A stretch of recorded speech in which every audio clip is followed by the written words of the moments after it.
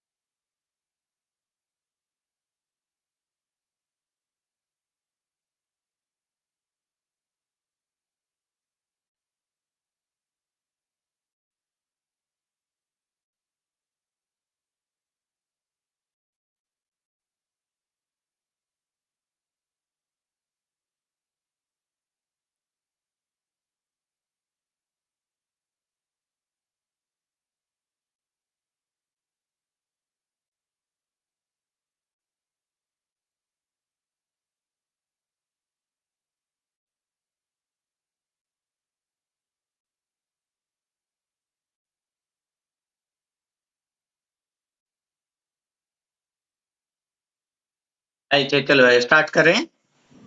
हाँ, स्टार्ट करते हैं। 11 बज गए यहाँ पे। या हम स्टार्ट करते हैं। प्रणाम। ओके, प्रणाम। नमो अर्यन्तानं, नमो सिद्धानं, नमो आर्यानं, नमो वज्झायानं, नमो लोये सब्बसाहूनं। एषो पञ्चनमुक्कारो शब्बपावप्पणासनो, मङ्गलानं च सव्वेसिं पढमं हवै मङ्गलम्। मङ्गलं भगवान् वीरो, मङ्गलं गौतम प्रभो, मङ्गलं स्थूलिभद्राद्या, जैन धर्मस्तु मङ्गलम्। ओङ्कारबिन्दु संयुक्तं नित्यं ध्यायन्ति योगिना, कामदं मोक्षदं चैव ओङ्काराय नमो नमः। अज्ञानतिमिरन्धानं ज्ञानाञ्जनशलाकया, नेत्रम् उन्मीलितं येन तस्मै श्रीगुरवे नमः। आज देखा जाए तो आज से कल्पसूत्र की तृतीय वाचना आता है। प्रथम और द्वितीय वाचना वो काल हो चुका है, लेकिन फिर से उसी हम लोग पहले से देखते हैं कि कल्पसूत्र के पहले वाचना से कल्पसूत्र क्या है? एक महान ग्रंथ है कल्पसूत्र। जैसे कि हिंदुओं में गीता है, मुस्लिम में कुरान है, ख्रिस्तान धर्म में उसका बाइबल है, उसी प्रकार जैन धर्मों में आगम ग्रंथ ये प्रमाण महत्वपूर्ण ग्रंथ है आगम। और आगमों में भी कल्पसूत्र ये महान ग्रंथ है। जैसे ग्रंथ की महान है, उसी प्रकार इस ग्रंथ की रचयिता अर्थात ग्रंथ को रचने वाले वो भी महान है। तो ग्रंथ कहां से आया है? वो भी ग्रंथ जो आया है वो भी महान से ही उद्धृत है। वो ग्रंथ भी महान से ही उद्धृत है। अर्थात जो ग्रंथ है वो ग्रंथ आया है पूर्व से, अर्थात पूर्व से उद्धृत है। कितने पूर्व हैं? तो 14 पूर्व। इस 14 पूर्व में जो 9वां पूर्व है, प्रत्याख्यान नामक 9वां पूर्व, उस प्रत्याख्यान नामक 9वां पूर्व के 8वां अध्याय जिसका नाम है दशाश्रुत स्कंध, और उस दशाश्रुत स्कंध से ये उद्धृत कल्पसूत्र है। पूर्व कितने बड़े हैं, उसकी प्रमाण क्या है पूर्व की? तो पूर्व की प्रमाण ऐसे किया जाता है कि एक तरफ एक ऐरावत हाथी को रखो और दूसरी तरफ उसके समान कोरी स्याही को रखो। उसमें जितना ग्रंथ लिखा जाए वो प्रमाण है एक पूर्व का। दूसरा पूर्व के लिए डबल हाथी, तीसरा पूर्व के लिए 2 और 2 4 हाथी समान, चौथा पूर्व के लिए 8 हाथी समान।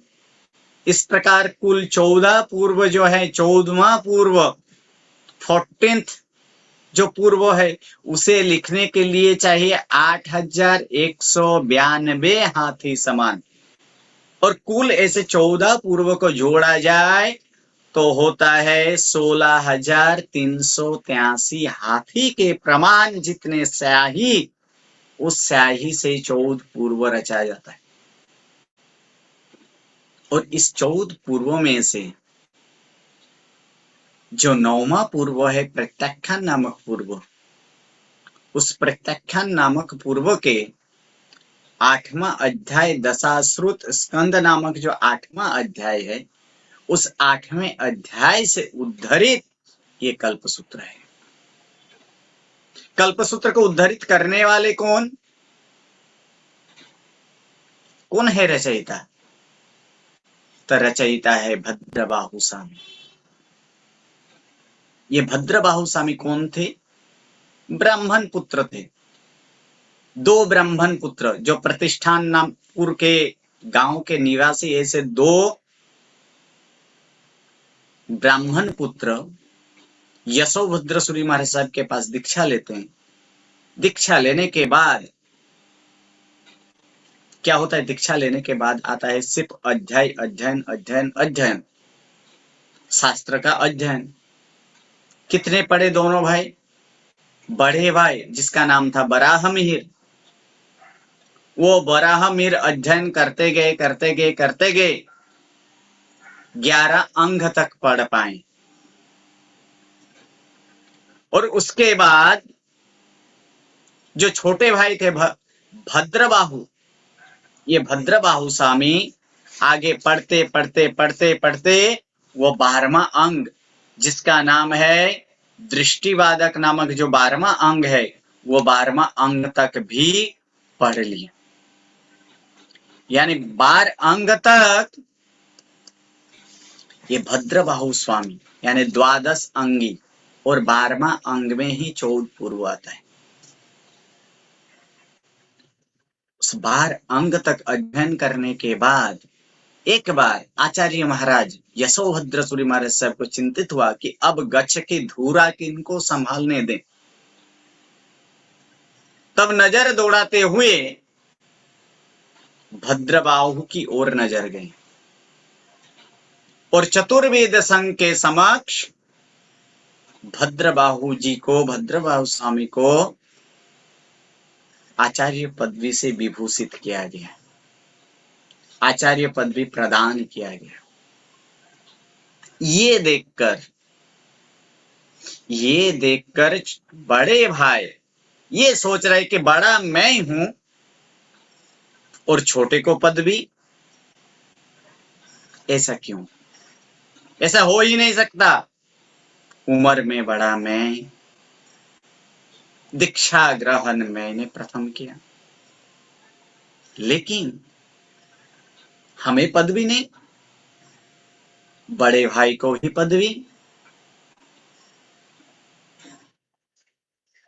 अतः आचार्य महाराज साहब के पास जाते हैं, आचार्य महाराज साहब से विनती करते हैं कि मुझे भी पदवी चाहिए। आचार्य महाराज साहब कहते हैं कि अयोग्यता में या तो जो जहां पात्र न हो वहां पदवी नहीं दी जाती, अर्थात मुझ में पात्रता नहीं।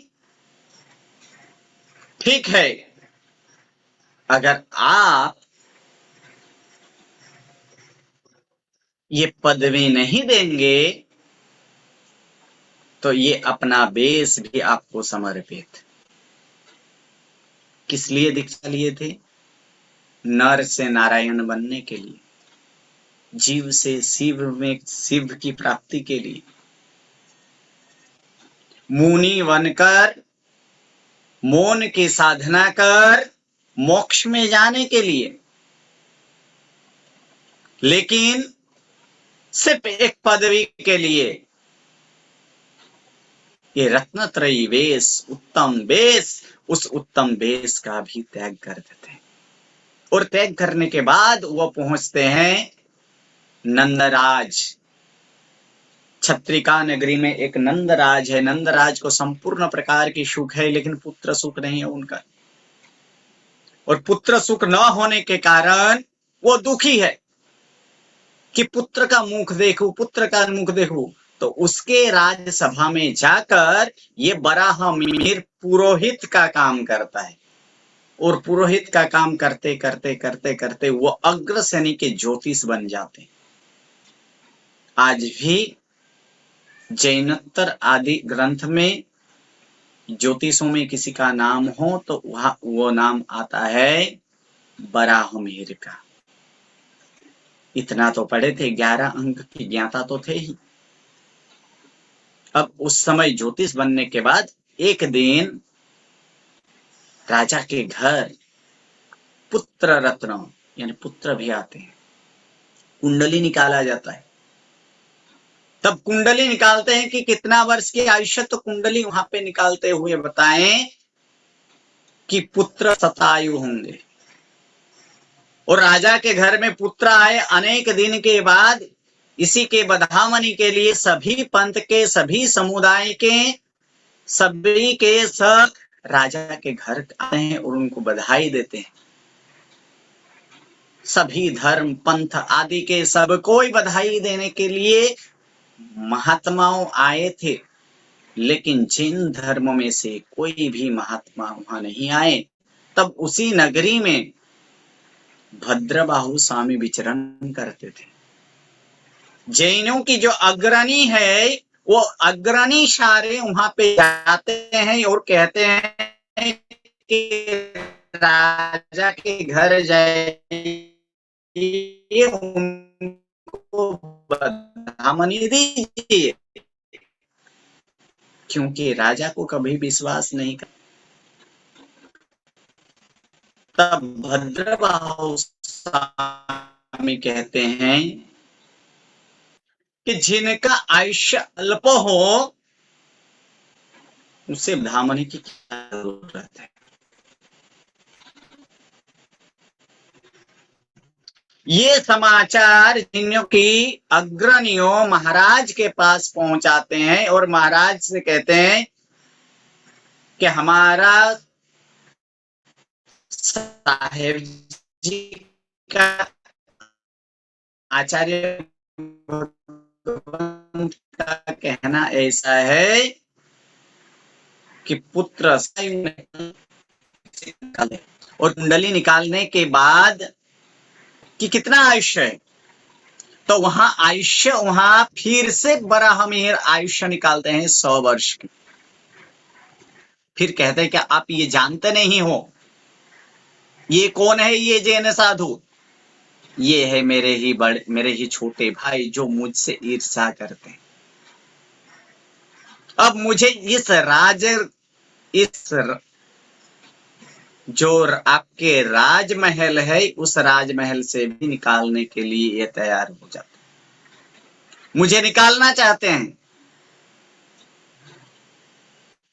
फिर वहां जाते हैं जैन अग्रणियों, और आगे कहते हैं कि बराहमिहिर तो कहते हैं कि पुत्र का आयुष्य शतायु है, 100 वर्ष है।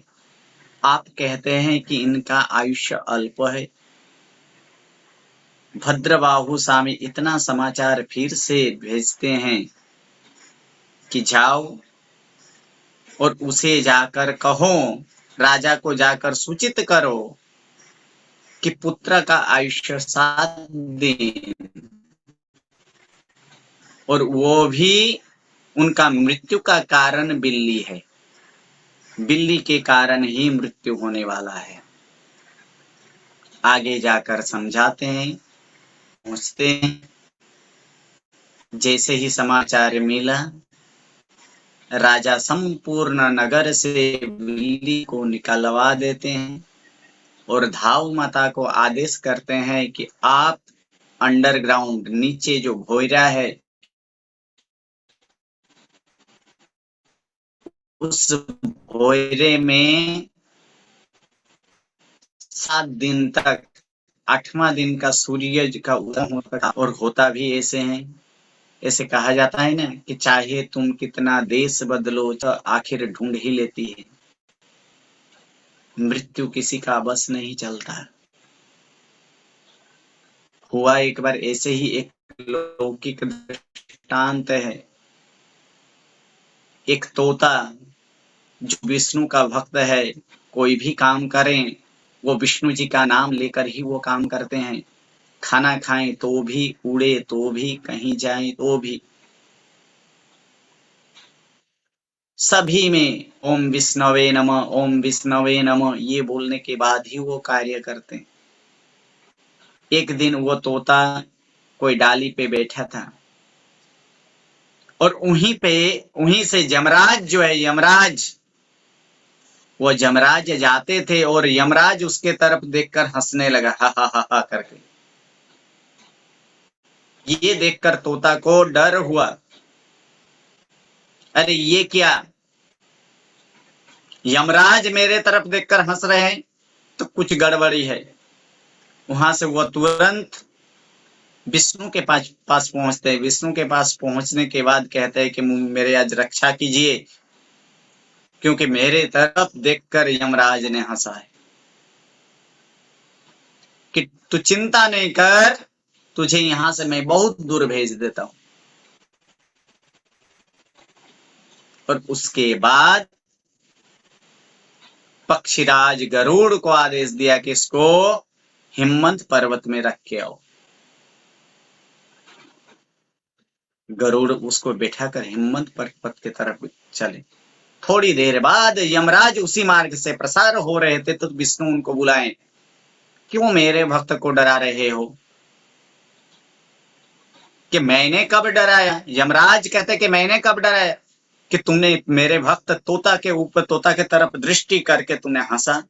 कि हाँ ये सही है, मैंने तो हंसा तो था, लेकिन मैं उसको डराने के लिए नहीं हंसा था। मैं तो हंसता था जो विधि जो कहते हैं ना कि मैं बलवान हूं, मैं बलवान हूं। आज मुझे हंसी आ गई कि आज मैं विधि को बता दूंगा कि ये तू बलवान नहीं, बलवान तो मैं हूं। क्यों? क्या कारण है? क्योंकि आज इस तोता की मृत्यु आज लिखी है, लेकिन वो भी हिम्मत पर्वत के ऊपर। अगर ये तोता उड़ते उड़ते उड़ते उड़ते जाए, तब भी उससे 4 दिन में वो तोता पहुंचेगा। और हुआ यही गरुड़, पक्षीराज गरुड़ उसको वहां पे भेज दिए। देश बदला। कहता है कि मृत्यु, कोई भी संयोग हो, मृत्यु आते ही। उसी प्रकार यहां भी उसी प्रकार से होता है। बिल्ली निकालवा दी 7 दिन के बाद, यानी 7वां दिन में माता अपने पुत्र को लेकर बैठे थे और उसी समय दरवाजा के ऊपर की जो भाग है वो भाग पुत्र के मस्तक पर गिरता है और पुत्र का मृत्यु हो जाता है। सही हुआ। 7 दिन बाद, यानी 7वां दिन में पुत्र का आयुष्य ने, पुत्र का प्राण पंखी तो वो तो उड़ चला। आचार्य भगवंत जन्म की बधामनी देने के लिए नहीं आए थे, लेकिन दुख के समय में प्रथम पहुंचते हैं आचार्य भगवंत। कहते हैं कि कहीं सुख में शामिल हो कि न हो चलता है, लेकिन दुख में हर एक के पास में खड़ा रहना ये धर्म है। और राजा को समझाते हैं, जहां जिसका उदय है उसका अस्त होना अनिवार्य है।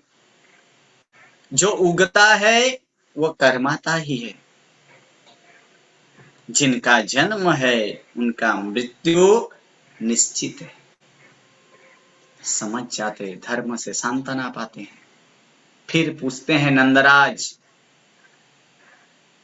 कि गुरुदेव आपने बोले थे कि बिल्ली के कारण मृत्यु होगा, लेकिन यहाँ तो मृत्यु बिल्ली का कारण कोई दिखाई ही नहीं दे रहा है। ठीक है, जिसके कारण से मृत्यु हुआ है उस चीज को लेके आओ। उस लकड़ी को लाया जाता है और लकड़ी के ऊपर वहां पे बिल्ली का चित्र था। जैसे अपने फोटो देखकर कहते हैं कि ये मैं हूं, इस फोटो में मैं हूं, उसी प्रकार उस लकड़ी में रहा हुआ चित्र बिल्ली का, वो बिल्ली हुआ। कारण कि जैन शासन में नाम, स्थापना, द्रव्य और भाव, ये चारों को समझने के लिए कोई भी चीज में इससे ही जाना जाता है। नाम से, स्थापना से, द्रव्य से और भाव से। तो स्थापना प्रकार के हैं, अतः ये बिल्ली की स्थापना है, अर्थात ये बिल्ली है और बिल्ली के कारण मृत्यु हुआ है। इसके बाद बराह मिहिर नगर छोड़कर भाग जाता है और अपना ग्रंथ को फाड़कर नदी में बहना वहां पे फेंकने जाते हैं, तब उसे रोका जाता है। भद्रबाहु स्वामी कहते हैं कि इसमें तुम्हारा गलती नहीं है, गलती तो तुम्हारा गणित की है। सिर्फ एक 10 मलब के लिए 7 दिन और 100 वर्ष का अंतर यहाँ पे दिखाई देता है। उसके बाद बराहमीर पंचाग्नि आदि तप करके तापस बनकर बैंकर जाति के देव बनते हैं और अवधि ज्ञान के प्रयोग से देखते हैं मैं आया किस लिए। ये जैनों के अपमान के लिए। जैनों को मैं छोड़ने वाला नहीं हूं। जिस नगरी में जैन रहते हैं और जहां पे भद्रबाहु स्वामी है, उसी नगरी में मरकी नामक रोग वहां फैला देते हैं। एक के बाद एक के बाद एक के बाद जैनों की मृत्यु। तब संघ विनंती करते हैं और विनंती करने के बाद कहते हैं कि कुछ उपाय कीजिए, उद्धार कीजिए। तब वहां एक सूत्र की रचना करते हैं, उवसग्रहम। और उसी उवसग्रहम के रचयिता ऐसे भद्रबाहु स्वामी, जिनमें देवों को भी हाजिर होना पड़ता था और देवों द्वारा बराह मिहिर का प्रभाव नाश करते हैं। बाद में वही स्थूलीभद्र जी आते हैं। स्थूलीभद्र जी को भी वो सिखाते हैं। कौन थे स्थूलीभद्र? वो तो पाठ परंपरा में हम देखेंगे कि एक बार जब नेपाल में भद्रबाहु स्वामी थे महाप्राण नामक ध्यान के लिए, तब इस भारतवर्ष में दुष्काल पड़ा था और दुष्काल के कारण सभी का बुद्धि आदि क्षीण होते गए। किसी भी तरह पाटलिपुत्र में दुष्काल के बाद सभी संघ मिले। उस समय शास्त्र के अभ्यास के लिए 1, 2, 3, 4 आदि करते करते करते वहां पे 11 अंग तक, 11 अंग तक वहां सम्मिलित हुआ, लेकिन 12वां अंग के ज्ञाता कौन? तो एकमात्र भद्रबाहु। ये भद्रबाहु स्वामी की तरफ तब गए कि वहां पत्र लिखें कि आप 12वां अंग की देशना दे, नहीं तो फिर लुप्त हो जाएगा। तब वहां 12वां अंग समझाने के लिए, 12वां अंग की देशना के लिए वहां पे लिखते कि मैं अभी महाप्राण ध्यान के लिए हूं, अब अभी मेरे पास ये कोई समय नहीं है, बाद में आप बोले तो। तब संघ वहां से एक पत्र लिखता है कि कोई अगर संघ की कोई साधु अगर संघ की अवहेलना करे तो उनके लिए क्या प्रायश्चित आता है, कृपया जानाइएगा। ये पत्र देखकर वो चकित हो जाते हैं, आश्चर्यचकित होते हैं कि ये क्या। तब भद्रबाहु स्वामी वहां से पत्र लिखते हैं, अगर योग्य समझे तो योग्य ऐसे विद्यार्थियों को, योग्य छात्र को, योग्य शिष्य को यहाँ भेजे, ताकि मैं यहाँ महाप्राण ध्यान भी यहाँ कर सकूं। अगर संघ की इच्छा हो तो मैं वहां आने के लिए भी तैयार हूं। तब वहां नेपाल जाने के लिए 500 शिष्य नेपाल जाने के लिए तैयार हुए, और उनके साथ 2-2 व्यावच्य करने वाले, ऐसे कुल 1500 गए। लेकिन दृष्टिवादक नामक 12वां अंग इतना कठिन है कि उसे पढ़ना सामान्य की बात नहीं। एक करके निकलते गए, बचे एक ही, और वो थे स्थूली भद्र। और स्थूली भद्र जी पढ़ते ऐसे 10 पूर्व तक पढ़ लिए थे। उसके बाद महाप्राण ध्यान कर फिर पाटलिपुत्र पहुंचे थे। उसी समय स्थूली भद्र जी की जो बहन है, वे बहन महाराज भाई महाराज को बंधन के लिए आए थे। तब देखे, तब जान गए थे, इतना तो ज्ञान तो हो गया था कि 10 पूर्व तक अध्ययन तो कर लिए थे कि मेरे बहन महाराज आएंगे बंधन के लिए, मैं अपना रूप परिवर्तित कर देता हूं। तब वहां सिंह का रूप बना लिए थे। और सिंह के रूप बनाने के बाद जैसे ही बंधन के लिए गए कि उस पेड़ के नीचे तो कोई नहीं थे, सिर्फ सिंह ही था। फिर आचार्य महाराज साहब के पास आते हैं कि तो वहां तो कोई नहीं। आचार्य महाराज साहब अपने ज्ञान से देख लेते हैं कि ये कोई नहीं, ये काम ये स्थूली भद्र का है। फिर से वहां भेजते हैं, और भेजने के बाद कहते कि जाओ वहां पे। ये घटना तो घटित हो जाता है। उसके बाद जब फिर से आते हैं कि इचकारी भगवान पसाए करी बाइना पसा कराओ सोजी, पाठ के वाचना के टाइम अब भद्रबाहु स्वामी कहते हैं कि अब से वाचना बंद। क्यों? कि अपात्र को दान नहीं दिया जाता है, अपात्र वाचना के योग्य नहीं है, लायक नहीं है। जिसका ज्ञान पचता ना हो उसे ज्ञान नहीं देना चाहिए। जिसे ज्ञान न पचे उसे ज्ञान नहीं देना चाहिए। अब समझ गए कि उनका गलती समझ गए। फिर जैसे बच्चे पैर पकड़कर रोते हैं, उसी प्रकार आचार्य भगवंत के पैर पकड़कर रोए, फिर भी टस से मस नहीं हुए। जितना पहले हृदय कमल कोमल थे, अब उतना ही कठोर यहाँ पे। ऐसे थे भद्रबाहु स्वामी, और भद्रबाहु स्वामी द्वारा रचित ये कल्प सूत्र है। और इस कल्प सूत्र में क्या आता है? तो कल्प सूत्र में 10 कल्प बताया गया है। पहले 10 प्रकार के कल्प है। कल्प का मतलब होता है आचार। किनके आचार? तो साधवा आचार, साधु के आचार है। 10 प्रकार के साधु के आचार। और इस कल्प सूत्र का वांचन के हकदार संयमी महात्मा ही है। लेकिन एक बार आनंदपुर नगरी में ध्रुवसेन राजा के पुत्र का मृत्यु के कारण उनके सांत्वना के लिए ये श्रावकों के सामने सुनाई जाने लगा। उससे पहले सुनाई नहीं देता था। लगभग ऐसे बोला जाता है कि 980 या 983 वर्ष में ये प्रारंभ हुआ है इनकी वाचना।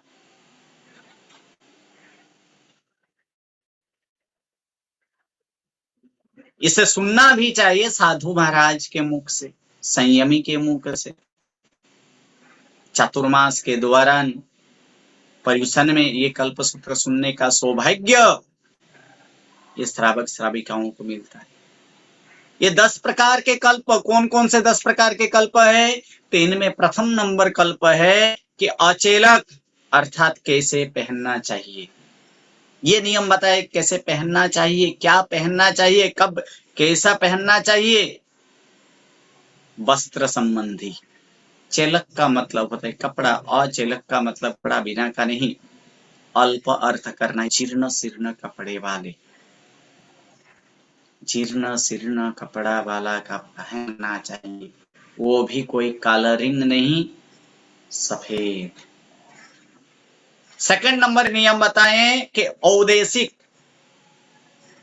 औदेशिक मतलब क्या खाना चाहिए, कैसे खाना चाहिए, खाने में क्या लेना चाहिए। भक्ष तो है ही, लेकिन साथ में भी अत्यधिक घी आदि की मात्रा वाला नहीं, कि एकदम लुखा सुखा भी नहीं, क्योंकि ये खाने का इतना ही महत्व है कि जैसे अन्न ऐसे मन बोला गया है। जिस प्रकार के अन्न होता है उसी प्रकार से मन। याद करेंगे महाभारत के युद्ध, जिस युद्ध में भीष्म पितामह ने घोर ऐसे युद्ध किए थे और जिस कारण कृष्ण भी चक्र उठाने के लिए विवश हो जाते हैं। उसके पहले रात्रि में क्या हुआ था? उसके पहले रात्रि में दुर्योधन अपने घर में निमंत्रित करते हैं और निमंत्रित करने के बाद उनका अन्न खिलाया जाता है, क्योंकि उससे पहले दुर्योधन आए थे कृष्ण के पास और कृष्ण के पास आकर पूछते हैं कि ये पितामह युद्ध नहीं करते हैं, क्या करूं? तब कहते हैं कि एक काम करो, उसका मन बदलो। मन कैसे बदले? अन्न खिलाकर। किसका अन्न खिलाएं? कि जो सबसे पाप हो, दुष्ट हो, उसका अन्न खिलाओ। तब दुर्योधन सोचे कि मुझसे बड़ा पाप कौन हो सकता है। भर सभा में भाभी का चिर हरण करने वाला, ठग से अपने भाइयों का धन राज्य आदि ग्रहण करने वाला, मुझसे बड़ा पापी और कोई नहीं हो सकता है। इसी कारण भीष्म पितामह को बुलाया गया था अपने घर में और फिर उसको अन्न खिलाया, और अन्न खिलाने के बाद दूसरे दिन उसका मन बदला, जिन कारण जो कृष्ण ने भी जो प्रतिज्ञा ली थी कि मैं इस युद्ध में शस्त्र का उपयोग नहीं करूंगा, शस्त्र नहीं उठाऊंगा, लेकिन वहां शस्त्र उठाना पड़ा। अन्न का ये प्रभाव है।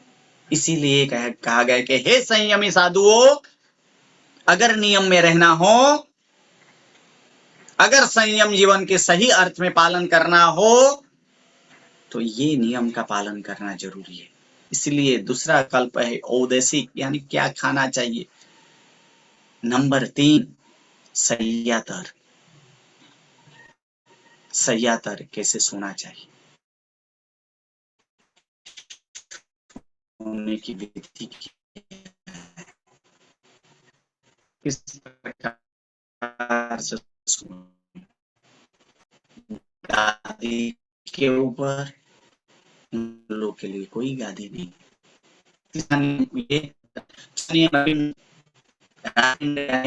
वहां से राजा पिंड, राजा महाराजा चक्रवर्ती बलदेव आदि कोई भी हो,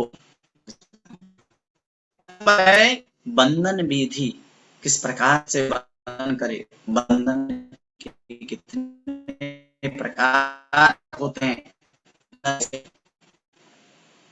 80 वर्ष का साध्वी नियम क्रियाई हो, कल हुई, ये कल दीक्षित बादशाह महाराज कभी भी साध्वी महाराज बंधन नहीं करते, लेकिन साध्वी 80 वर्ष के संयम पर्याय हो, वो जरूर इस कल हुए नवदीक्षित को भी बंधन करते हैं। कैसे बंधन करना चाहिए वो विधि बता। आगे छठा नंबर में महाव्रत। 5 महाव्रत है, लेकिन 5 महाव्रत आदि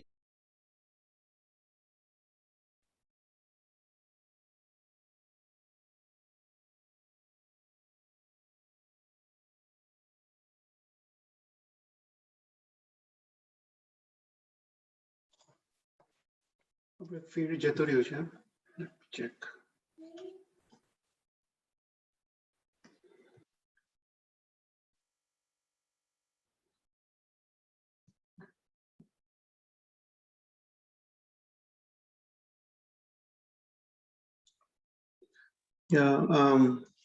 કદાચ થોડો સિગ્નલનો પ્રોબ્લેમ લાગે છે.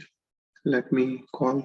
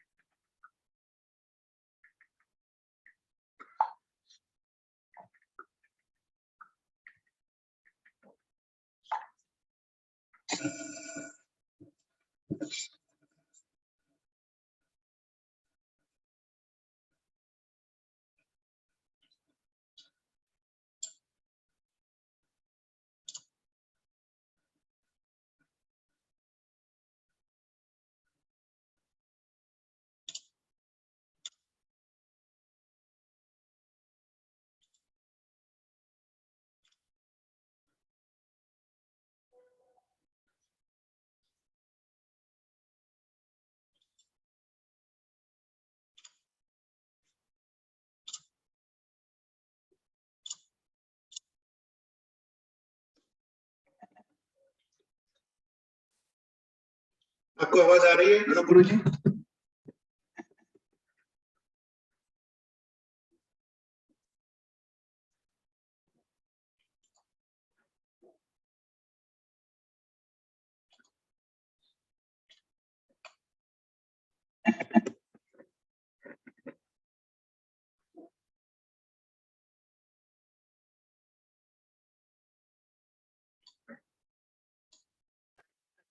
हेलो, हाँ आवाज आ रही है? हाँ, अभी आ रही है. हाँ. ओके, तो यहाँ पे हम नियम देख रहे थे कि कल्प की बात कर रहे थे कि कल्प में महाव्रत के बाद आता है ज्येष्ठ. ज्येष्ठ जो है ज्येष्ठ कल्प, तो ज्येष्ठ कल्प अर्थात बड़े, जैसे माता पिता आदि दीक्षित न, जब तक दीक्षित न हो, पुत्र का पहला दीक्षा हो जाए, बाद में माता पिता अगर दीक्षा लें, तब फिर पिता पुत्र को बंधन नहीं करेगा. दीक्षा पर्याय में पुत्र बड़े हैं, फिर भी पिता वहां पुत्र को बंधन नहीं करते. ये ज्येष्ठ विधि है. उसके बाद आता है पतिक्रमण. बीच के 22 तीर्थंकर में कोई भी पतिक्रमण का भेद नहीं है. जब भी पाप लागे तब पतिक्रमण कर लेते थे, लेकिन आदिनाथ भगवान और 24वां तीर्थंकर श्री महावीर स्वामी भगवान के समय में 5 पतिक्रमण की यहाँ पे विधि बताई गई. 5 पतिक्रमण: राह्य, देवशीय, पाक्षिक यानी पक्षी, चौमासी और संवत्सरी. ऐसे 5 पतिक्रमण बताए. फिर 9वां नंबर आता है मास कल्प, कि साधुओं तो कैसे है कि साधुओं तो चलता भला, क्योंकि साधुओं का कोई एड्रेस नहीं होता है. ड्रेस एक होते हैं, लेकिन साधु का एड्रेस अनेक होते हैं, इसीलिए उनका 9 कल्पी विहार होते हैं. हर एक महीने में एक 8 महीने में 8 मास कल्पी और 4 महीने एक ही जगह रहने के लिए होता है, इसलिए वहां उसे 9 कल्पी आदि, यानी ये 8 महीने अलग अलग स्थान में और 4 महीने एक ही स्थान में रहते हैं. ये मास कल्प वहां पे बताए. और 10वां नंबर है पर्यूषण. ये पर्यूषण भी एक कल्प है, जिसमें अंतर आत्मा को जागृत करने के लिए ये पर्व पर्यूषण है. चारों तरफ से आत्माओं को सम्मिलित करके आत्मा के उत्थान के लिए जो पर्व है वो पर्यूषण पर्व है. इस प्रकार की ये 10 कल्प, ये 10 नियम बताए गए, लेकिन 10 नियम एक समान नहीं है. आदिनाथ भगवान के लिए 22 के बीच के 22 तीर्थंकर और फिर 24वां तीर्थंकर, ये तीनों तीन का जीव अलग अलग होते हैं. आदिनाथ भगवान के जो थे वो जड़ और सरल थे. 22 तीर्थंकर के जो जीव थे उसके समय में रुचि और पाज्ञ थे और श्री महावीर स्वामी भगवान के शिष्य परंपरा में आए जो भी हों, अभी का समय वो जड़ और वक्र है, इसीलिए नियम जरूरी है। और इसी अवसरपनी में, ये अवसरपनी का समय है, और इसी अवसरपनी के समय में कि तीसरे आर्य में तीर्थंकर एक, बाकी चौथे आर्य में तीर्थंकर होते हैं। और इस पर्यूषण के इस कल्प सूत्र में क्या आता है कि कल्प सूत्र में ये साधु आचार के साथ साथ ये बताए गए तीर्थंकर भगवंत के चरित्र, इस तीर्थंकर भगवंत के चरित्र का वर्णन आता है। किस प्रकार से इनका वांचन होता है? पश्चानुपूर्वी से। पश्चानुपूर्वी अर्थात पीछे से। पहला 24वां तीर्थंकर, फिर 23वां तीर्थंकर, फिर 22वां तीर्थंकर, फिर बीच में अंतरा, फिर प्रथम तीर्थंकर, और उसके बाद फिर एक बार साधवाचार। तो इस अवसरपनी में 24वां तीर्थंकर कौन? श्री वीर प्रभु। इस वीर प्रभु, इस अवसरपनी में के 24वें तीर्थंकर वीर प्रभु, और वीर प्रभु के वांचन के पहले ऐसे हुआ कि प्रभु वीर प्रभु के जो जीव है वो जीव आषाढ़ सुद छठ के दिन माहन कुंड यानी कुंडलपुर में माहन कुंड नामक ग्राम है, उस ग्राम में ऋषभ दत्ता नामक ब्राह्मण और देवानंदा नामक ब्राह्मणी उस ब्राह्मणी के कुक्ष में अवतरित होते हैं। उसके बाद 82 दिन तक किसी को कुछ पता नहीं चलता है। 82 दिन के बाद जब इंद्र महाराजा ने अवधि ज्ञान का प्रयोग करते हुए देखते हैं कि अभी वीर प्रभु के जीव अभी कहाँ है, और अवधि ज्ञान के प्रयोग से तब इस पृथ्वी पर नजर दौड़ाए तो आश्चर्यचकित हो गए कि अरे रे रे रे ये क्या। ये आश्चर्यचकित इसलिए है कि ऐसे कभी भी नहीं हुआ, बहुत पहले हो चुका होगा, लेकिन इससे लंबा समय से इस प्रकार की कोई आश्चर्यचकित ऐसी घटना नहीं हुई कि कभी भी तीर्थंकर की आत्मा नीच कुल में नहीं जाते, लेकिन ऐसे कि ये नीच कुल में तो गए, और जब जब भी कल्याणक होता है तब तब इंद्र का सिंहासन कंपायमान होता है, लेकिन प्रभु की आत्मा का च्यवन हो चुका है, लेकिन इंद्र का सिंहासन कंपायमान नहीं हुआ। आश्चर्य, ऐसे आश्चर्यचकित क्यों हुआ ऐसा आश्चर्य। लेकिन प्रभु कैसे है कि प्रभु को धर्म के सारथी के रूप में जाना जाता है। प्रभु धर्म सारथ है, इसलिए नमुत्थनम सूत्र में बोला गया कि धम्म सारहीनम। उसके बाद इंद्र आगे जाते हैं, आगे जाने के बाद सक्रस्तभ नमुत्थनम से स्तुति करते हैं। फिर हिरण्यगमिषी नामक देव को आदेश देते हैं कि अपने हाथ को मखमल से भी ज्यादा कोमल बनाओ और फिर गर्भ का स्थानांतरण करो। कहा? तो क्षत्रिय कुंड में रानी त्रिशला माता के गर्भ है, उन गर्भ को माता देवानंदा के और देवानंदा के माता में रहे गर्भ को त्रिशला माता के गर्भ में ट्रांसफर कर। ऐसा सक्रस्तभ में बोला गया है नमुत्थनम अरिहंतानम भगवंतानम आईगरानम सिद्धयारणम। उसमें एक आता है कि धम्म सारहीनम। प्रभु कैसे है कि धर्म के सारथी रूप है, रथी से बड़ा सारथी होता है। जैसे कृष्ण ने अर्जुन को स्थिर किए थे मार्ग में धर्म युद्ध में, उसी प्रकार यहाँ मेघ मुनि को स्थिर किए प्रभु वीर ने, इसलिए प्रभु धर्म सारथी पद है। प्रभु धर्म सारथी पद यहाँ प्रथम व्याख्यान पूर्ण होता है। और उसके बाद दूसरा व्याख्यान में आता है नमो हरियंतानुम इस व्यंजनम कर स्वभाव पुनः मंगलानम चतुर्भुजं प्रमो होय मंगलम। दूसरे व्याख्यान में आता है प्रथम ये आश्चर्य जो घटित हुआ कि कभी भी नीच कुल में नहीं आते लेकिन यहाँ पे नीच कुल में आए। इस प्रकार के आश्चर्य एक नहीं, इस अवसर पर में 10-10 आश्चर्य हो चुका है। उन 10 आश्चर्य में एक प्रथम नंबर केवली का उपसर्ग, प्रभु वीर के ऊपर ही हुआ ये उपसर्ग। गौशाला ने तेजोलिष्य से उपसर्ग की, ये प्रथम उपसर्ग केवली के उपसर्ग। सेकंड उपसर्ग है कि गर्भ परिहार, गर्भ का स्थानांतरण करना, ये गर्भ परिहार जी, ये भी प्रभु के समय में प्रभु के ही जीव को, वीर प्रभु के ही जीव को।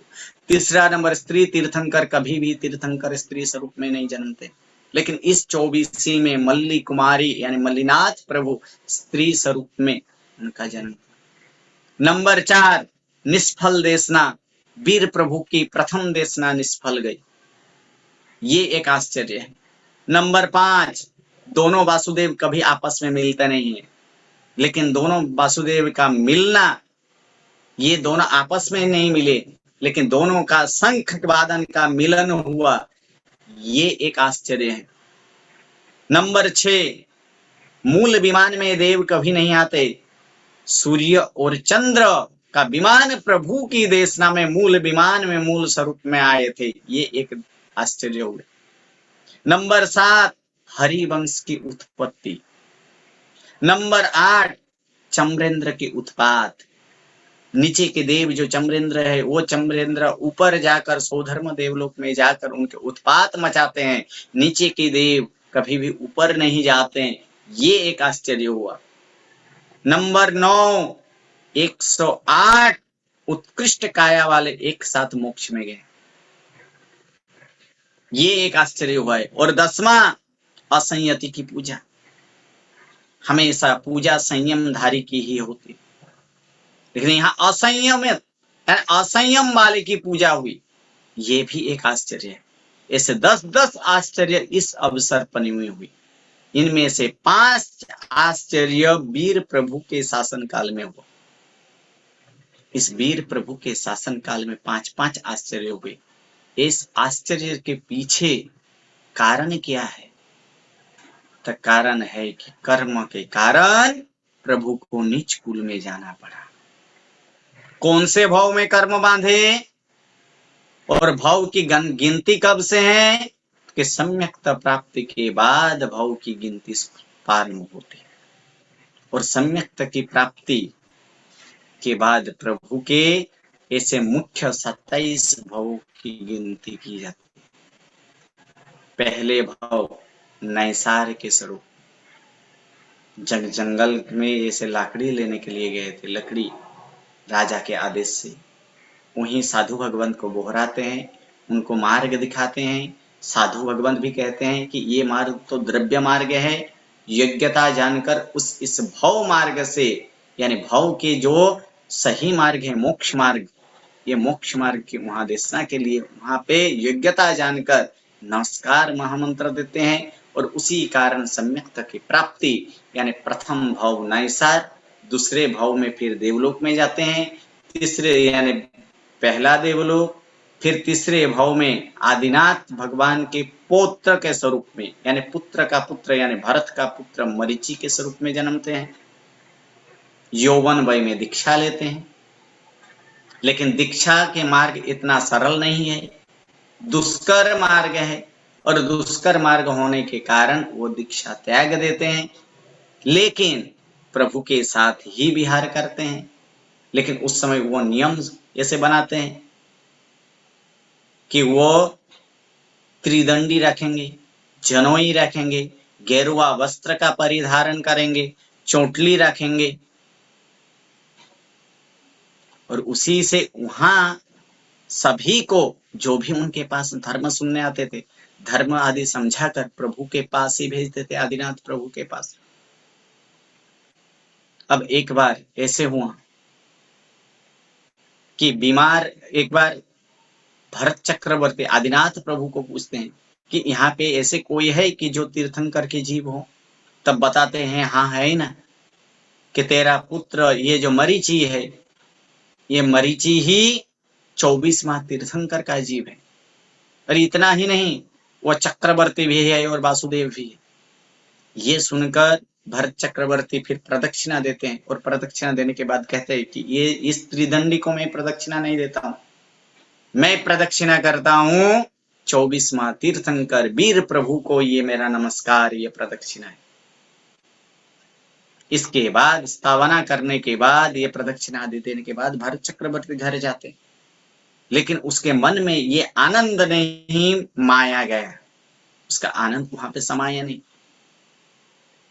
और फिर हर्षोल्लास करके वो नाचने लगे, हाथ ऊंचा करके वो कूदने लगे, नाचने कूदने लगे। अहो कुल, अहो कुल, अहो कुल। जिस कुल में प्रथम जो दादा है वो प्रथम तीर्थंकर है, पिता जो है वो प्रथम चक्रवर्ती है, और मैं प्रथम वासुदेव। इतना ही नहीं, मेरा भी 3 पदवी, मैं चक्रवर्ती, मैं वासुदेव, और मैं ही तीर्थंकर। अहो कुल, अहो कुल। वही जो कुल मद किया, उसी कुल मद के कारण नीच गोत्र में जाना पड़ा। ये एक भयंकर कर्म का बंधन किए। फिर आगे जाकर एक बार बीमार पड़े, और बीमार होने के कारण कोई साधु उनकी सेवा नहीं करते, क्योंकि वह साधु का धर्म नहीं है। तब सोचते हैं कि अगर मेरा भी कोई एक शिष्य होता तो अच्छा होता। कुछ दिन के बाद वहां कपिल नामक एक राजकुमार आता है, और कपिल नामक राजकुमार आकर कहते हैं मुझे दीक्षा लेनी है। और ये दीक्षा किसके पास? तो दीक्षा तो आपके पास ही। कहते मरीचि कहते कि नहीं, दीक्षा वहां मुनि के पास लो, उन मुनियों के पास लो। तब कपिल पूछते क्या आपके पास धर्म नहीं है? वही धर्म है। तब एकमात्र शिष्य के लोभ के कारण कहते हैं कि वहां भी धर्म है और यहाँ भी धर्म। सही अर्थ में मरीचि के पास धर्म नहीं था, लेकिन वहां पे सिर्फ पुत्र के लोभ के कारण बताया गया कि यहाँ भी धर्म है, जिनके कारण उसका भाव बढ़ गए। इस प्रकार के वहां तीसरा भाव पूर्ण करने के बाद चौथा भाव देवलोक में जाते हैं। फिर एक बार जो दीक्षा का बेस त्याग किए, अब प्राप्त बहुत दूर के बाद होता है। 5वां भाव में फिर एक बार त्रिदंडिक बनता है, कौशिक नामक ब्राह्मण। 6ठा भाव में पुष्यमित्र, फिर 7वां भाव में पहला देवलोक, 8वां भाव में अग्निभूति, 9वां भाव में दूसरा देवलोक, 10वां भाव में अग्निभूति नामक ब्राह्मण त्रिदंडी, 11वां भाव में तीसरे देवलोक, 12वां भाव में फिर ब्राह्मण भरद्वाज नामक ब्राह्मण, 13वां भाव में चौथे देवलोक, 14वां भाव में स्थावर, और फिर 15वां भाव में 5वां देवलोक, फिर 16वां भाव आता है एक विश्वभूति। और विश्वभूति के भाव में वहां पे संभूति महाराज के पास ऐसे 1000 वर्ष की ऐसे दीक्षा पर्याय के बाद घोर तपस्या किए थे, और घोर तपस्या के बाद मां सक्षमन के पारना के लिए एक बार मथुरा नगरी तरफ गए। और मथुरा नगरी के तरफ में जाने के बाद वहां पे उसी समय उनके भाई विशाखानंदी शादी के लिए वो प्रस्थान किए थे, लेकिन विश्वभूति को कोई बेल, वहां बेल की टाच से वो गिर जाते हैं। ये देखकर वो हंसने लगा, क्योंकि विश्वभूति के पास प्रथम जब दीक्षा नहीं लिए थे तब खूब बलिष्ठ थे, खूब बलवान थे। तब वो हंसते हैं कि कहाँ गया, या अब तेरा बल कहाँ गया। लेकिन वहां फिर इस वीर प्रभु के आत्मा ने एक बार फिर गलती की, फिर कर्म बांधे। किस प्रकार से? तब उस बेल को उठाया, ऊपर आकाश में घुमाया, फिर नीचे यहाँ लाए। अब वहां कहते हैं कि मैं तुझे बारंबार मैं तुझे मारने वाला हूं, मृत्यु का कारण बनो। वहां नियानु की, धर्म में कभी भी नियानु नहीं करना चाहिए।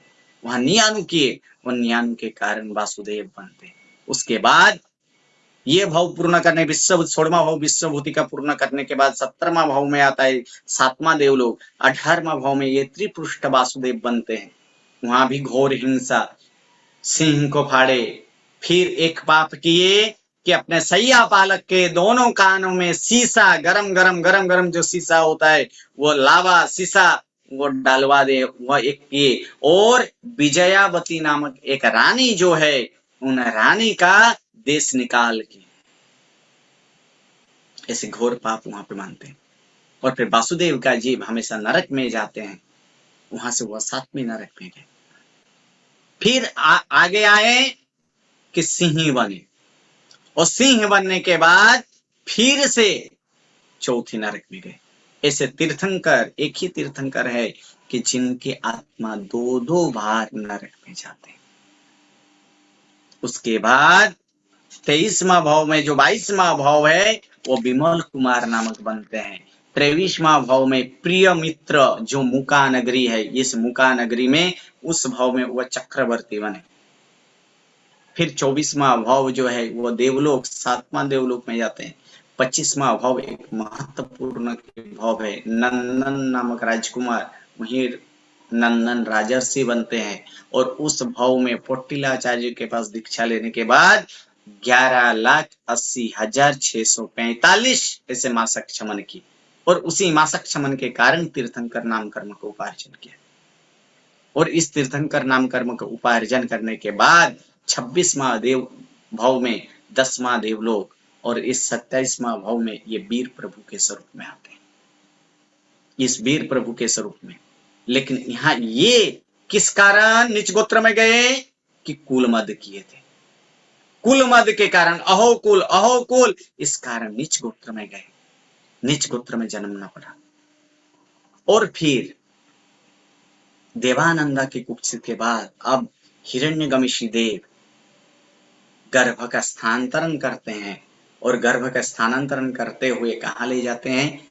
कृष्णा माता के वहां। जैसे पहले वह आते हुए सपना देखे थे, अब जाते हुए सपना, देवानंदा अब जाते हुए सपना देख रही है। क्यों हुआ? वो भी कर्म के कारण। देरानी जेठानी वाले जो हैं, जो पूर्व भाव में हार चुराए थे, उस हार चुराने के कारण ही यहाँ फिर से यहाँ पुत्र रूपी रत्न वहां पे चुराया गया। और फिर एक एक करके सपना देखते हैं। इसमें प्रथम सपना में वीर प्रभु के माता ने कौन से देखे थे? सिंह देखते हैं। बाकी 22 तीर्थंकर के माता ने गजबर दिखते हैं, और आदिनाथ भगवान के माता ने प्रथम सपना में बेल दिखते हैं। इतना अंतर है। 4 सपना देखकर, लक्ष्मी जी तक देखकर, 4 सपना देखकर, यानी चौथा सपना में दूसरा व्याख्यान पूर्ण होता है। नमो उज्जैनम नमो मंगलम। तीसरा व्याख्यान में यहाँ से इस प्रकार से है, तीसरा में कि 14 सपनों का दर्शन करते हैं। तो 14 सपनों का दर्शन में प्रथम गजबर, वृषभ, सिंह, लक्ष्मी, पुष्पमाला, चंद्र, सूर्य, ध्वज, पूर्ण कलश, पद्मो सरोवर, रत्नाकर, देव विमान, रत्न राशि, निर्धूम अग्नि, ये ऐसे 14 सपनों का दर्शन करते हैं। और स्वप्न दर्शन के बाद रात्रि के समय वहां से राजा के कक्ष में जाते हैं, और राजा के कक्ष में जाने के बाद कहते हैं कि इस प्रकार से मुझे सपना आया मध्यरात्रि के समय। और मध्यरात्रि के समय सपना दर्शन करने के बाद राजा के कक्ष में जाते हैं, और राजा वहां पे कहते हैं कि ये शुभ सपना लगता है, कल सुबह स्वप्न पाठकों को बुलाकर इस सपना का अर्थ जानेंगे। दूसरे दिन सुबह आनंद के साथ अपने परिवारजन को, अर्थात कौटुंबिक, तब वहां नौकर चाकर नहीं, कोई भी सर्वर सर्वेंट आदि नहीं, उनको कौटुंबिक जन बोला जाता था। ऐसे कौटुंबिक जनों को आदेश देते हैं, सिंहासन सजाओ, जहां जो राजमहल है यानी उसी पे राज्यसभा में एक भद्रासन की एक सिंहासन लगाओ, उस भद्रासन सिंहासन में इस आगे पर्दा भी लगाना, क्योंकि वहां पे किसका? ये माता त्रिशला रानी भी आज राज्यसभा में पधारेगी। और इधर कुछ सेवकों को भेजे सपना पाठकों को बुलाने के लिए। सपना पाठक के आज आदेश पाकर खुश हो जाते हैं कि राजा का आदेश कभी मिलता है, यानी राजा का आदेश को लेकर अब स्वप्न पाठक को आते हैं। स्वप्न पाठक आने के बाद स्वप्न का वर्णन एक स्वप्न का स्वप्न सुनते हैं, और स्वप्न सुनने के बाद कहते हैं कि ये स्वप्न शुभ सूचित स्वप्न है, और ये शुभ सपनों में महाशुभ ऐसे सपना है। ऐसे 14 प्रकार के सपना 2 जन देश से देख सकते हैं। एक चक्रवर्ती की माता, दूसरा तीर्थंकर की माता। चक्रवर्ती माता जो सपना देखते हैं वो धुंधला देखते हैं, लेकिन तीर्थंकर के माता स्पष्ट स्वरूप से देखते हैं। और बार चक्रवर्ती हो चुका था, इसलिए ये पुत्र तीर्थंकर ही होंगे। तीर्थंकर के समय उसके बाद स्वप्न पाठकों को प्रीतिदान दिया जाता है, और प्रीतिदान देकर उसे विदाई करते हैं। यहाँ एक व्याख्यान पूर्ण होता है, अभी सिर्फ शॉर्टकट में, क्योंकि मेरे पास अब 2 ही मिनट टाइम है, और 2 मिनट में ये जन्म वांछन पूर्ण करना है, इसीलिए चारों चार एक साथ, इसलिए शॉर्टकट। कभी समय मिले तो फिर से हम विस्तार से ये सपना आदि का विस्तार से हम लोग आगे देखेंगे। देखा यहाँ पे तीसरा व्याख्यान यहाँ पे पूर्ण होता है। नमो मंगलम। चौथा व्याख्यान के लिए कि उसके बाद जैसे ही सपना पाठक वहां से जाते हैं, जैसे कोई थिएटर में पिक्चर देखते, साथ में दोस्तों के साथ पिक्चर देखते हैं, लेकिन पिक्चर पूर्ण होने के बाद फिर से आते हैं, उसी की चर्चा चलते हैं। उसी प्रकार राजा और रानी के अंदर भी कि ये सपना पाठकों की बात बारंबार गूंज रहे हैं, एक दोनों से ऐसे बातों करते हैं, और फिर उसी समय पति पत्नी के साथ ऐसे बातों के साथ तब कहते हैं कि जब से ये आत्मा गर्भ में आए हैं, तब चारों तरफ से धन धान्य, शत्रु राजा भी मित्र बनते गए, मित्र राजा और घनिष्ठ संबंध होते गए, चारों तरफ से धन धान्य आदि सब कुछ बढ़ते हैं, रिद्धि बढ़े सिद्धि बढ़े, सब कुछ की वृद्धि होते हैं। इसीलिए पुत्र का नाम क्या रखना है, वर्धमान कुमार रखना है। इस तरह से दोनों निश्चित करते हैं। समय प्रसार होते गए। दाहोद यानी इच्छा, मन की जो इच्छा है, तो मन की इच्छाओं को भी पूर्ण किया गया। एक करके मन की इच्छाओं, कहीं कैदी को छोड़ाना, हमारी प्रवर्तन कराना, राज सिंहासन, राजा के सिंहासन पर बैठना, ऐसे कहीं तो हाथी के ऊपर बैठना, पूजा आदि करना, ऐसे अनेक ऐसे जितने सारी इच्छाएं, सर्व इच्छाओं को पूर्ण होता है। और ऐसे समय प्रसार होते होते 9 महीना और 7.5 दिन तक, 9 महीना और 7.5 दिन तक ये प्रसार किया। उस समय किस प्रकार से, तो यहाँ पे 9 महीना 7.5 दिन तक जो है वो प्रसार किया। और उस समय भगवान श्री महावीर स्वामी गर्भ में आए, तब ग्रीष्म काल चल रहा था। चैत्र मास के शुक्ल पक्ष का 13वां यानी 13 का दिन था। चैत्र सुद 13 के दिन प्रभु वीर प्रभु गर्भ में पधारे। तब कुल मिलाकर 9 महीना और 7.5 दिन तक प्रसार हुए थे। सभी तीर्थंकर के जन्म काल इस प्रकार से है, यानी गर्भ काल कि श्री ऋषभदेव प्रभु 9 महीना 4 दिन, अजितनाथ प्रभु 8 मास 25 दिन, संभवनाथ प्रभु 9 मास 6 दिन, अभिनंदन स्वामी 8 मास 28 दिन, सुमतिनाथ प्रभु 9 महीना 6 दिन, पद्म प्रभु 9 महीना 6 दिन, सुपार्शनाथ प्रभु 9 महीना 19 दिन, फिर चंद्र प्रभु 9 महीना 7 दिन, सुविधिनाथ प्रभु 8 महीना 26 दिन, शीतलनाथ प्रभु 9 महीना 6 दिन, श्रेयांशनाथ प्रभु 9 महीना 6 दिन, वासुपूज्य स्वामी 9 महीना 8 मास और 20 दिन, विमलनाथ प्रभु 8 महीने 21 दिन, अनंतनाथ प्रभु 9 महीना 6 दिन, धर्मनाथ प्रभु 8 महीना 26 दिन, शांतिनाथ प्रभु 9 महीना 6 दिन, फिर कुंथुनाथ प्रभु 9 महीना 5 दिन, अरनाथ प्रभु 9 महीना 8 दिन, मल्लीनाथ प्रभु 9 महीना 7 दिन, मुनि सुब्रत स्वामी 9 महीना 8 दिन, नमीनाथ प्रभु 9 महीना 8 दिन, नेमिनाथ प्रभु 9 महीना 8 दिन, पार्श्वनाथ प्रभु 9 महीना 6 दिन, और वीर प्रभु महावीर प्रभु 9 महीना 7.5 दिन तक गर्भ में रहे। उस समय जिस समय प्रभु गर्भ में आए थे, और उस समय नक्षत्र इस प्रकार से थे, नक्षत्र आदि का योग कि मेष राशि में सूर्य 10 अंश का था, वृषभ राशि में सोम 3 अंश का था, मृग राशि में मंगल 28 अंश का था, कन्या राशि में बुध 15 अंश का था, कर्क राशि में गुरु 5 अंश का था, मीन राशि में शुक्र 27 अंश का था, तुला राशि में शनि 20 अंश का था। इस तरह सब ग्रह उच्च स्थान में विराजे थे।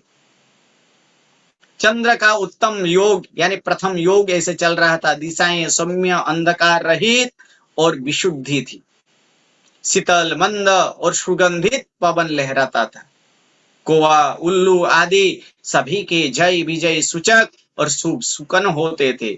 पृथ्वी धन धान्य से सुसमृद्ध थी, सब जगह पर सुकाल फैला था। देश की प्रजा के मन में आनंद प्रमोद हर्ष का सागर उमड़ पड़ा था। अब यहाँ पे अगर आपके पास कुछ हो नहीं हो तो ताली बजा सकते हैं, जन्म के समय ऐसे ताली आदि बजा सकते हैं कि तब मध्य रात्रि के समय उत्तरा फाल्गुनी नक्षत्र में चंद्र के योग में या चंद्र के योग के समय आरोग्य संपन्न त्रिशला देवी ने निरोगी और स्वस्थ पुत्र को जन्म दिया।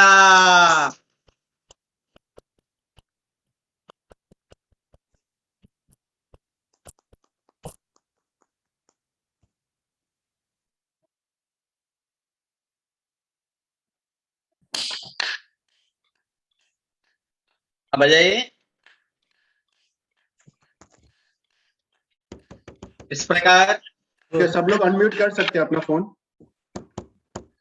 हाँ जी, नहीं, सब लोग अनम्यूट कर सकते हैं।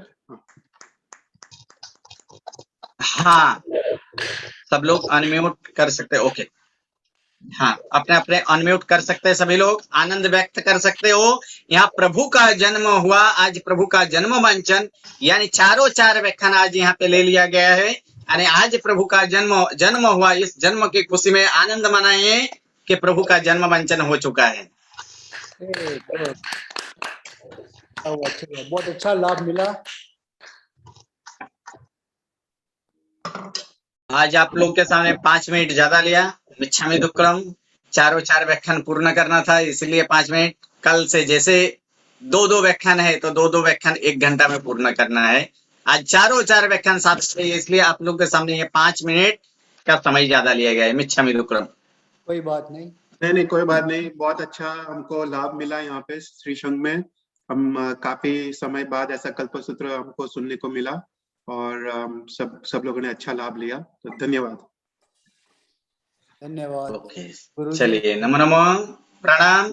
कल फिर से 9:30 बजे 5वां व्याख्यान से देखेंगे। 5वां व्याख्यान और 6ठा व्याख्यान में क्या आता है कि संपूर्ण अब तो जन्म तो हो गया, जन्म के बाद जन्म महोत्सव, इंद्र महाराजा आदि जन्म महोत्सव मनाने के बाद जन्म से लेकर निर्वाण तक पहुंचाना है। यानी जन्म के बाद दीक्षा आदि सब कुछ है, गंधर्वाद है, वो सभी काल हम लोग देखेंगे। नमो प्रणाम। वितराग आज्ञा विरुद्ध कहीं पण बोलाय तो मिच्छामि दुक्कडम। मिच्छामि दुक्कडम। जय जिनेन्द्र। जय जिनेन्द्र।